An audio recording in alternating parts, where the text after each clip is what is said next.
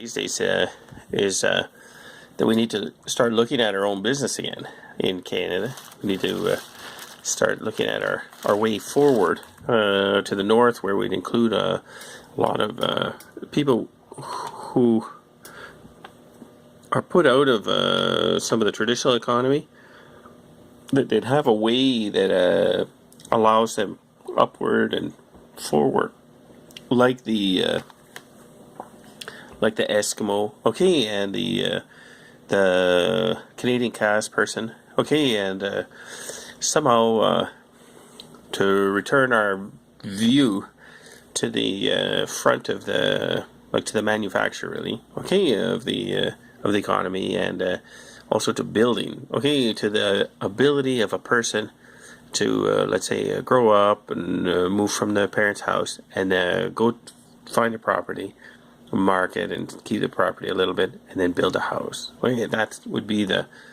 like, a natural forming model that it's experienced in the creature world, it's experienced in each nation, and it's experienced here in Canada. And it's something we don't see that much of in a controlled country. And also, as the country gets older, the planning aspect of housing, of the first house, or the first, is more and more established by the parents and grandparents, and like it just gets older and older, the level, because the community doesn't change, doesn't roll over. So we're thinking of a few things to do with that, and one of them is a way of making the community have a path that's always new. It's always forest, and somebody can go there and say, I can build here, and it says that. The sponsorship for it says, go ahead, build, and we'll let you, like, there's no troubles whatsoever. Okay, none. Okay, it's all, just completely available. And now, with that, there has to be some sort of thinking, like the person's future plans somewhere along the way have to make way so that the next person who arrives there also has a place to build. Okay, that it doesn't clog and then there's nowhere. Like, we have to maybe come up with a first house, second house idea, or a first house, then develop to a certain level and have a certain, like, a period that we expect the house to last, and then have a second house, like eventually we would like to see a miter house concept evolve for a person, where they create a house. It saves the miter of nature. It saves the miter of, let's say, Pioneer Village. Okay, the basic here's what you need to live kind of neighborhood, where those things are somehow embedded within the neighborhood, and that it kind of increments upward.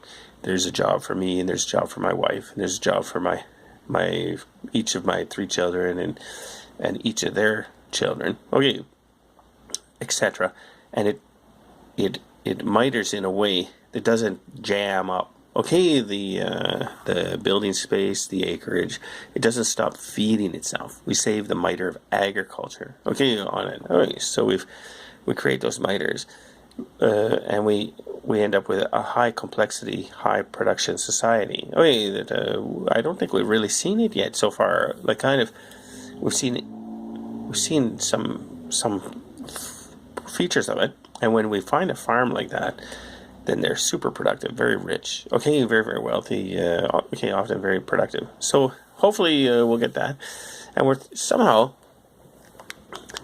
I'm bringing that to the north with some ideas for accounting that involve massive building and large amounts of money, and we'd like to be able to have people investing with that, of course. Although it isn't my main pitch or anything, but to have a way of thinking of it that kind of increments, that builds, okay, for people.